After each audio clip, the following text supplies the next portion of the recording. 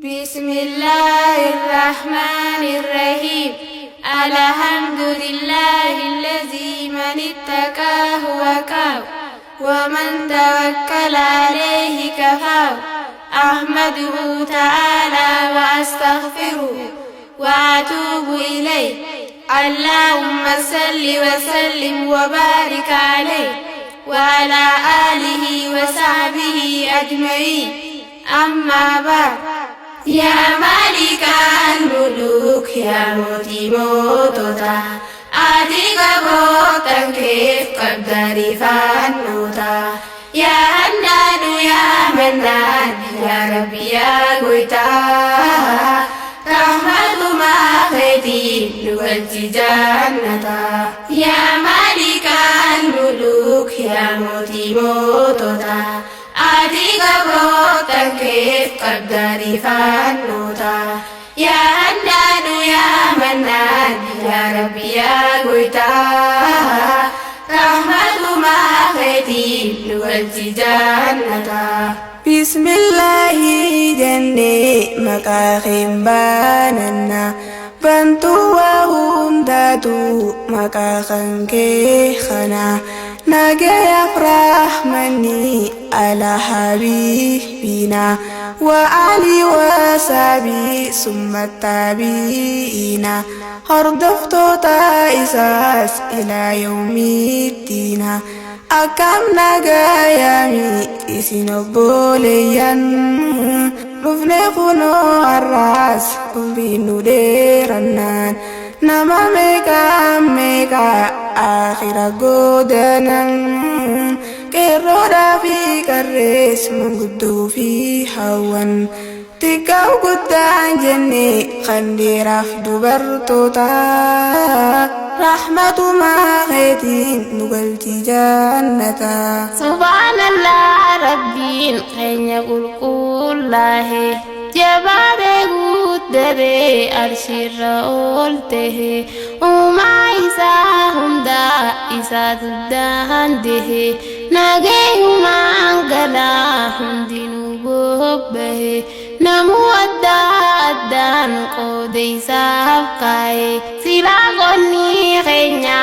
أركن ماته enyo tu jirata mesila dahandehe baga koni kenya arkarbitehe alhamdulillahi ya moti oltehe sora makhluk asa har kayfi khaye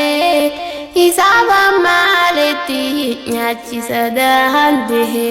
silahi sahabate makhluk nizam di meka min jirata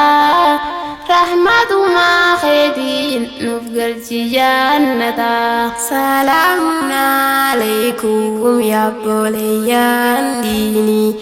ambiya khaysa fi alalle jirtani isin hada kabdu killen sumarani sarran jirenya khulad nubafnani salam tawarrajannata nufkan rahmani si ergena jala devi si kalbini hodaya boleyan dam sabdanura hatal tinu jiru tenya tafuldura dunia ratenye tolfachu fakhira hakapoinu namu nurra barbatisa namayu amboru asidalagata rahmatu ma khaitin nugalti jannata jannata bibidis wa bilashimiti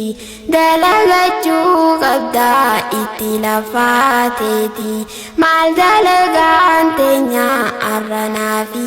ati ibidda moisi jannata nuneiti wandalagu jirtu meiflali ati khaysahu meka min dubatin haram rafago moiti diati maaliif dhiisiifattee ganamatti seentii biliha isaa ooltee halkan diliirratti bari rabbii dhufnaan maasiya bobbataa rahmatumaa keetii nu galchi jannataa yaa maalikaan muluk yaa mootii moototaa ati gabroottan keef qaddari faannota yaa hannaanu yaa mannaan yaa rabbi yaa goytaa rahmatumaa keetiin nu galchi jannataa yaa ukhtii